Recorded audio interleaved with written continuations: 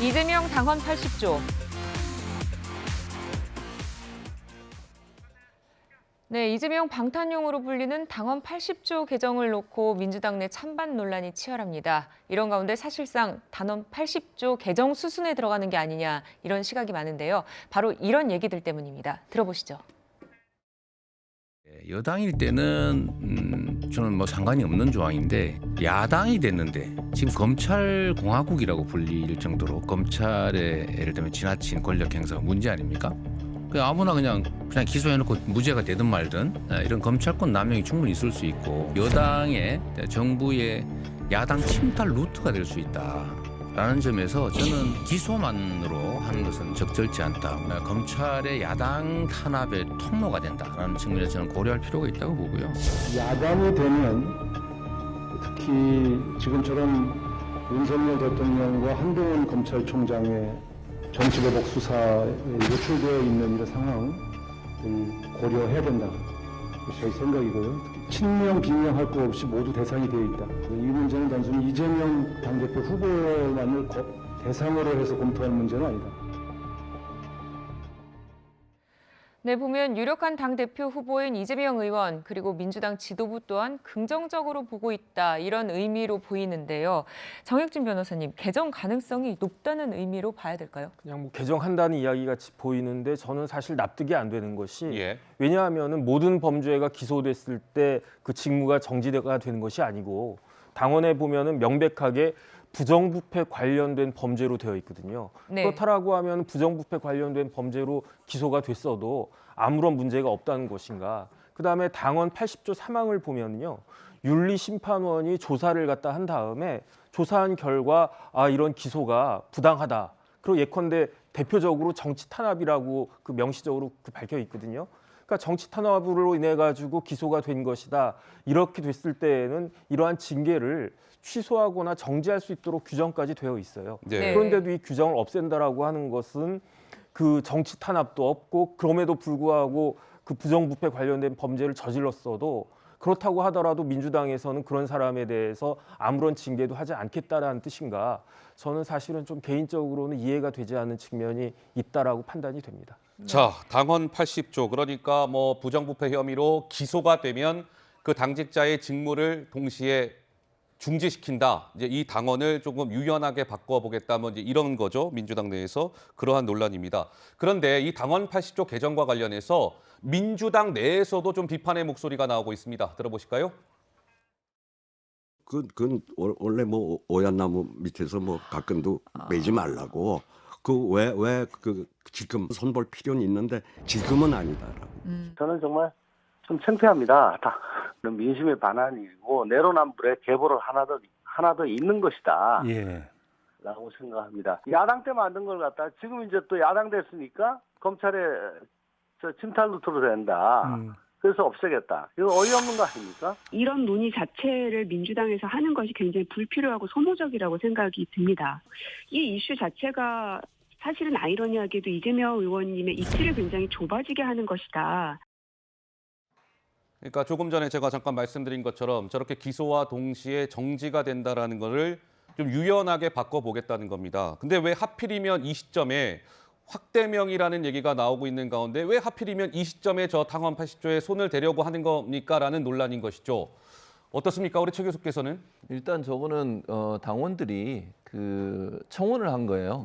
국민청원 사이트처럼 당원청원 사이트가 있는데 거기서 7만 명 정도가 아마 사인한 걸로 알고 있습니다. 5만 명 이상이 되면 당이 공식적으로 입장을 밝혀야 돼요. 그렇죠. 대표가. 답변해야죠. 그래서 거기서 출발을 한 거예요. 근데 지금 뭐 앞서 몇 분이 그 인터뷰에 나온 것처럼 저기 이재명 의원이 지금 가족 관련된 수사를 받고 뭐 본인이 대상이 되는지 제가 모르겠습니다만 수사가 진행되는 과정에 이게 진행되다 보니까 그게 뭐 이재명 구학이다 이런 얘기까지 나오고 있는데 사실은 누가 대표가 이재명 의원이 대표가 될 가능성이 좀 높지만 누가 대표가 되든 그 대상이 될 수 있어요. 그리고 당직자 사무처 당직의 사무처에 근무한 당직자들은 다 대상입니다.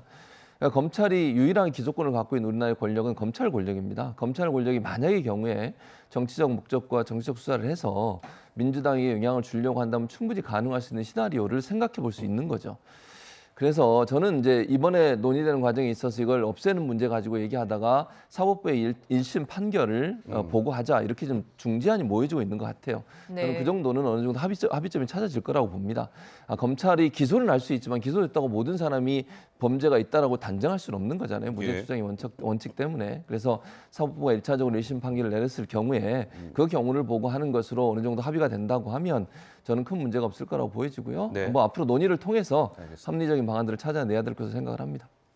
네, 당대표 자리를 놓고 경쟁하고 있는 이재명 후보와 박용진 후보. 5번째 토론회에서 이 후보의 사법 리스크 문제를 두고 정면 충돌했습니다. 토론회 장면 보시죠. 자기가 무고하다는 거를 자료를 내라 이렇게 얘기하시던데 어디서 보니까 제가 문제가 있다는 자료를 박 후보가 내는 게 정상 아닌가요? 입장을 분명히 좀 하셔서 괜한 논란 만들지 말자 이렇게 하시면 될 문제고요. 제가 수사기관도 아니고 이재명 후보가 뭘 잘못했는지 제가 관심을 가질 이유도 없고요. 이재명 후보께서 지금 정치 탄압을 당하고 있고 국기문란한 상황이라고 설명을 하셨으니까 우리가 같이 싸우려면 그런 근거와 자료를 주시면 같이 싸우겠다 이런 말씀을 오히려 드리는 거예요. 마녀가 아닌 증거는 없는 동지로서 겁니다. 같이 이야기했으면 좋겠고. 마녀가 아닌 증거가 어디 있습니까 세상에. 네, 마녀인 증거를 본인이 내셔야죠. 마녀라고는 그 수사기관이 하는지 모르겠습니다만 저는 그런 말씀 드린 적 없으니까 오해 없으셨으면 아닌 증거를 내라면 좋겠고요. 그러니까 그런 건 조심해 주시면 좋겠습니다. 네, 이재명 후보 마녀라는 다소 거친 단어를 쓰면서 불쾌한 감정을 드러냈는데요. 앞서 4차례의 토론회와는 달리 이번에는 표현이 거칠어졌습니다. 정미경 의원님, 이유가 있을까요? 그 이재명 의원의 특징이 있어요. 어떤 특징입니까? 그 단어를 굉장히 그 다루는 보통 정치인들이 쓰지 않는 지옥 뭐 이런 단어도 막 쓰시잖아요. 마녀 뭐 이런 거. 네. 근데 그 제가 봤을 때는 약간 프로그래밍화 해도 괜찮을 정도로 그 언어 구사를 쓰십니다. 예를 들면 이런 거예요. 뭘 탁 물어보면 아, 난 전혀 모르는 사람이다. 이렇게 일단 발뺌을 해요. 근데 이제 뭐가 조금 나오면 그런 말을 할 수 없을 정도가 되면 뭐라 그러냐면 이렇게 얘기해요. 나와는 무관한 일. 이렇게 또 얘기를 해요. 근데 유관한 증거가 또 나타나잖아요. 그러면 아, 난 전혀 나하고는 저는 모르는 일입니다. 이렇게 얘기를 하세요. 그러니까 대부분 뭐냐면 우리가 딱 듣고 있으면 아, 거짓말을 하는 사람의 전형적인 그 작업, 프로그래밍 작업을 시킨다면 그 공식에 맞는 그 툴을 이용해서 하는 것처럼 말씀을 하세요. 예. 그래서 저는 이재명 의원이 지금 그 당내의 당대표 선거잖아요. 동료 의원 후보하고 지금 얘기하고 있는 거잖아요. 아, 저럴 때도 지난번 대선 때 그 국민의힘 후보하고 싸울 때처럼 어떻게 보면 똑같은 방식으로 얘기를 하고 있구나. 자기 가족하고 얘기할 때도. 예. 그냥 그런 느낌이 들었어요. 예. 자, 뭐 이런 상황에서 그 이른바 민형배 의원의 복당 문제 또한 민주당 내 논란거리 중 하나입니다. 검수완박 법안 통과할 때 민형배 의원이 민주당을 꼼수 탈당한 거 아니냐, 위장 탈당한 거 아니냐 이런 논란인 것이죠. 이 민형배 의원의 복당에 대해서 이재명 후보는 이렇게 얘기했습니다. 들어보실까요? 우리 당원분들께서는 많이 희생이다 이렇게 봐주시는 것 같고 또 집권 여당 쪽 지지하시는 분들은 아 저거 꼼수다 이렇게 보는 경향이 많고 저는 당이 책임질 일이라면 특정한 조치를 하든지 해야지 그걸 개인에게 그 책임을 전부 떠넘기는 것은 온당치 않다. 그러나 저는 민형배 의원이 개인의 이익을 위해서 한 일이 아니라고 보기 때문에 저는 충분히 긍정적으로 검토할 만하다라고 생각하죠.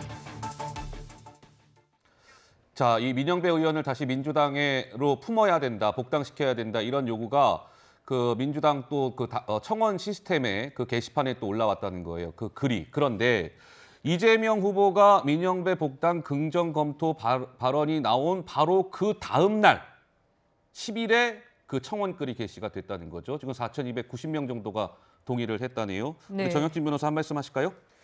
일단은 탈당한 지 얼마나 되셨다고 벌써 복당 이야기가 나오고 단순한 이야기를 떠나가지고 아주 구체화되고 있는 그러한 모습을 보면은 네. 이게 위장 탈당이라고 하는 것이 추정이 되는 것이 아닌가 저는 그런 생각이 들고요. 그다음에 저 좀 황당한 것은 도대체 저렇게 위장 탈당까지 해가지고 무슨 일을 한 건가. 결국은 그 중요 범죄 6개를 2개로 줄이면서 등이란 표현을 썼기 때문에 실질적으로 똑같은 내용으로 된 것이고 오히려 그 대통령령을 통해 가지고 오히려 더 많은 그 범죄 수사를 검사들이 할 수 있는 민주당이 생각했던 것과 정반대의 결과가 나온 것이 아닌가. 그렇기 때문에 조금 전에 박상규 위원님께서도 말씀하셨던 것처럼 이게 문재인 대통령 임기 중에 반드시 해야 된다. 왜냐하면은 이제 윤석열 대통령이 취임하고 나면 거부권이 행사가 될 수 있으니까 거기에만 시기에만 시점에만 너무 천착해가지고 그 중요한 내용들에 대해서는 제대로 된 검토가 없었다라고 하는 것이 이게 반증되는 것이기 때문에 뭐 어찌됐든지 간에 뭐 결과적으로 이렇게 됐으니까 다시 복당을 하셔도 뭐 큰 문제는 없지 않을까 저는 그런 생각이 듭니다. 왜냐하면 검수완박 자체가 지금 굉장히 난항에 봉착하게 된 것이 아닌가 그런 생각이 들기 때문에요. 네, 이런 상황에서 민주당 내 친명 비명 충돌이 점차 격돌되는 모습입니다. 그런데 여기 또 민주당 강령에서 문정부 시절 추진했던 핵심 경제 정책들을 삭제하자는 의견이 나오고 있습니다. 소득 주도 성장, 이것을 포용 성장으로 수정을 하고요. 1가구 1주택을 표현을 삭제하겠다. 이런 정부 정책 기조였던 것들을 없애자. 이런 얘기들이 나오고 있는데요. 박상규 의원께 여쭤볼게요. 결국 문재인 지우기로 가려는 걸까요?